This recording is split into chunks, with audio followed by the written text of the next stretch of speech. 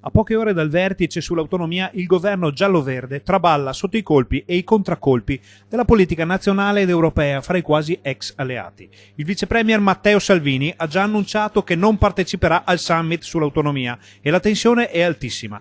Traccia un solco da non superare anche il ministro Stefani, che avverte: se vi sono gli intenti di creare un minestrone, no? Dove parlare di tutto, dove tutti parlano di tutto, allora tanto vale che andiamo a parlare di autonomia al bar invece che farla in un vertice. Già, se si vuol fare un minestrone dell'autonomia, tanto vale parlarne al bar. Parole durissime che arrivano dal ministro Erika Stefani a poche ore dall'ennesimo e attesissimo vertice sull'autonomia, con l'avvertimento per i 5 Stelle che la pazienza è davvero al limite. Ecco infatti la richiesta del ministro. Quello che io chiedo al vertice, come l'ho chiesto a tutti i vertici, è di avere un metodo di lavoro. Il metodo di lavoro è che ci sono dei temi politici sui quali occorre dare delle risposte. Ci sono stati abbiamo trovato dei punti di incontro su moltissime materie, vi sono alcune questioni che sono ancora in sospeso, si può trovare, ma se si vuole le soluzioni si trovano, se non si vuole le soluzioni non le troverai mai. È proprio quel mai nel finale che nella vigilia attesissima del vertice getta preoccupanti ombre sul percorso autonomista,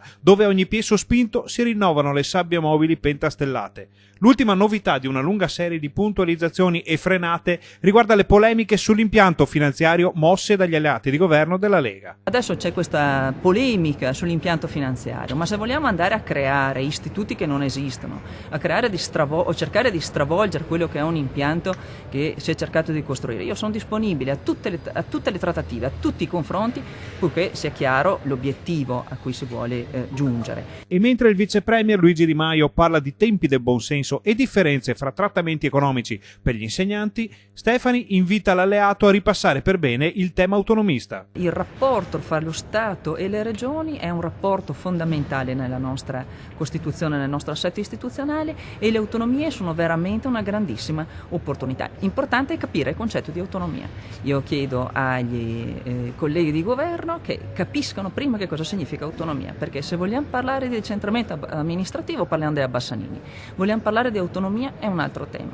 Prima si conoscono le questioni e poi si trovano poi le soluzioni. L'importante è essere convinti sull'obiettivo. Con l'alleanza appesa a un filo, la questione dell'autonomia rischia di ritrovarsi a sua volta appesa a una bava di ragno e di dover finire nell'agenda di un eventuale, ipotetico e a questo punto probabile altro governo.